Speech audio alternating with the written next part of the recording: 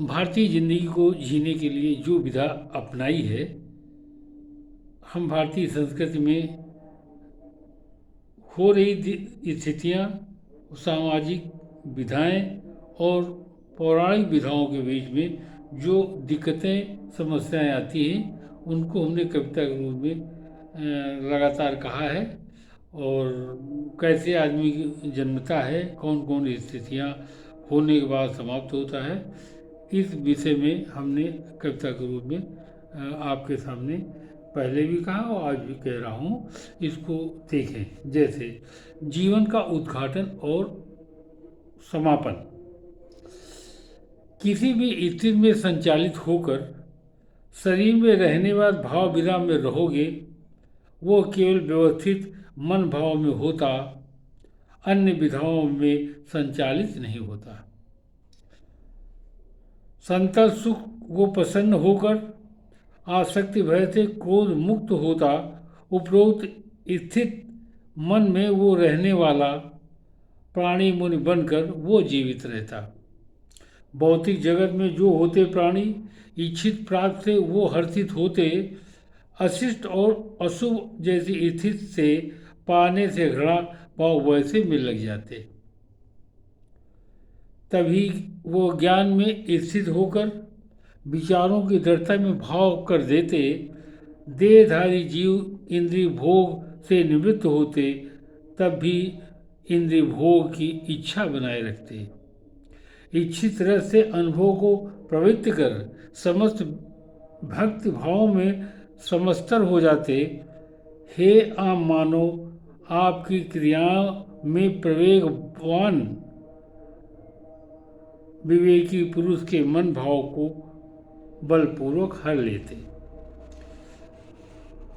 अपनी विचार शक्ति को प्रभावित कर भाव को बस में वो करने का प्रयत्न करते। जो इंद्रिय बस में इंद्रिय संयम न करे, तब अपनी इंद्रिय चेतना को स्थिर कर लेते।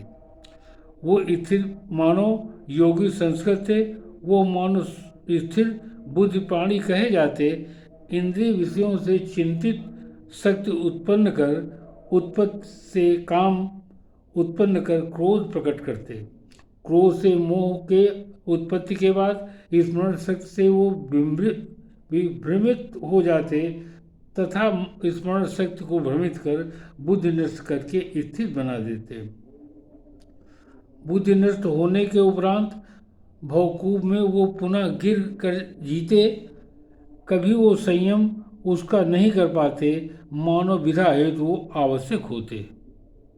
फिर भी जब किसी को समस्त राग दोषों से मुक्त मिले, सभी इंद्रियों को बस में करके अपनी अच्छी जिंदगी को ढंग से चले, संयमित जिंदगी जीने से अच्छा वो भाव मन को संतुलित कर लेते। उसकी जिंदगी होती ईश्वर भाव की, कृपा भाव पात्र होकर वो चढ़कर बढ़कर चलते। कृष्ण भावना अपने मत में तृष्ट हेतु वांछित तन मन धन सब नष्ट हो जाते। मानव से तुष्ट चेतना के आवश्य होने से उसकी बौद्धिक तब स्थिर हो जाती। कृष्ण भावना मत से संबंधित नहीं, बुद्धि व्यय मन में स्थिर नहीं होती। बिना शांति के कोई संभावना नहीं, शांति के बिना कोई भाव संभव नहीं होता। जैसे प्रचंड वायु से बहता पानी तैरती नाव काफी दूर ले जाती, उसी तरह विचारशील इंद्रियां खुद अपने प्रभाव से उसे दूर ले जाती। संयमित स्थिति में विचारों के द्वारा उत्पन्न भाव से कोई काम बनाते। स्थित भाव अपनी वैचारिक विधा से रूपों से क्रियान्वित कर सौम्य हो जाते। हे महाभाव, होती मानव की इंद्रियां अपने में व्यर्थ होकर वो बस नहीं रहती, तभी उसकी बुद्धि निसंदेह होती स्थिर। मानव जीवन में परम स्थित पाती। जीवों के लिए आवश्यक निश्चितता रात में आत्मसंयमी जगाने को कहती। ऐसे स्थिति में नहीं जगने का समय स्थिति में आत्मनिरीक्षक मुनि रात्रि करते।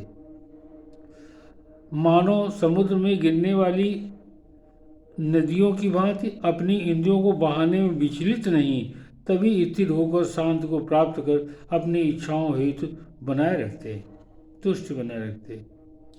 जो व्यक्ति इंद्रिय तृप्त कर इच्छाओं को छोड़ता, वो अपनी ममता त्याग इच्छा से नहीं करता, वो अहम से दूर अहंकार से विमुक्त होकर मानव शांति प्राप्त करके जीवन सजीव करता। ये स्थायी आध्यात्मिक ईश्वरीय जीवन पथ प्राप्त करने के लिए मानव मोहित नहीं होते। जीवन के अंतिम समय जब ऐसी स्थिति आए, भगवत प्रेम में प्रवेश कर जीवन संयमित करते। धन्यवाद। रन बहादुर सिंह।